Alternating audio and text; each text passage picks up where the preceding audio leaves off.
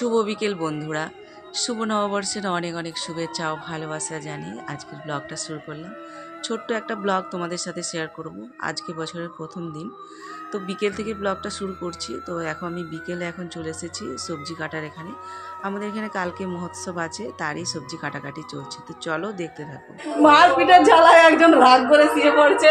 এইটা হচ্ছে ওস্তাদ, একটা মারপিট করার ওস্তাদ, আর এই যে শুয়ে পড়ছে। তোমাদের ঘরেও কিরকম মারপিট হয় বলবে যে। পরের দিন সকালে আবার আসলাম তোমাদের কাছে। কালকে আর ভিডিও করাই হয়নি। তো একদম রেডি হয়ে গেছি, দেখো মন্দিরের উদ্দেশ্যে যাব বলে।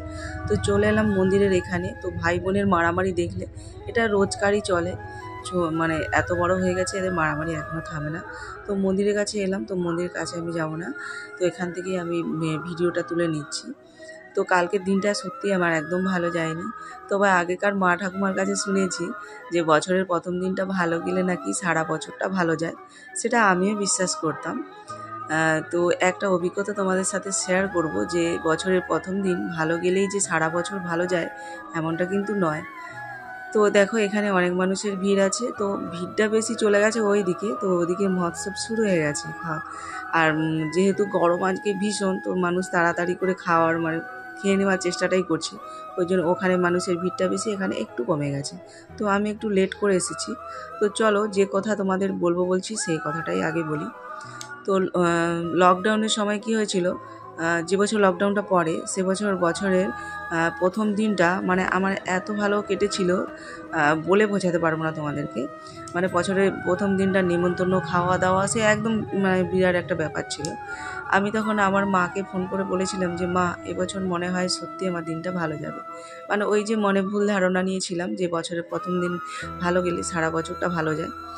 কিন্তু সে বছরই প্রথম লকডাউনটা আসে। মানে বছরের প্রথম দিন ভালো যাওয়ার এক মাসও না কাটতে কাটতে লকডাউনটা শুরু হয়। আর লকডাউনে মানুষের কি অবস্থা হয়েছিল তোমরা সবাই ভালো করেই জানো, মানে বলার দরকার নেই, তোমরা সবাই বুঝেছো কীভাবে লকডাউনে মানুষের কষ্ট হয়েছে। যাদের অনেক কিছু আছে তাদের কথা আমি ছেড়ে দিলাম, বিশেষ করে মধ্যবিত্ত মানুষেরও তো বেশি কষ্ট হয়েছে, আর গরিবদেরও তো হয়েছে। মানে এত কষ্ট, এক সময় হয়তো চাল আলু কেনারও পয়সা ছিল না, এমন হয়েছিল আমাদের। আর চালটা যেহেতু আমাদের বাড়িতে থাকে, কিন্তু সবজি তেল মশলা এসবও তো লাগে, কিন্তু আমার বরের কাজও ছিল না। খুব কষ্ট হয়েছে সে বছর। ওই জন্যই বলি বছরের প্রথম দিন ভালো গেলেই সারা বছর ভালো যায় না। তা চলে এলাম একদম খাওয়ার কাছে। আরও অনেক কথা পরে অন্য ব্লগে শেয়ার করব।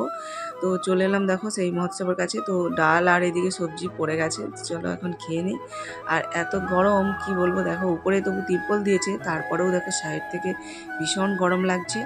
তো খাওয়া দাওয়া কমপ্লিট হয়ে গেছে। আর এখানে দেখো এই যে অঞ্চল থেকে যে জলের ব্যবস্থা আছে, পানীয় জল, তো জল আমি এনেছিলাম। তারপরে যখন ওখানে জল আছে নিয়ে নিলাম 1 বোতল জল। তো তারপর বাবুকে কিনে দিলাম আইসক্রিম, আমিও নিলাম।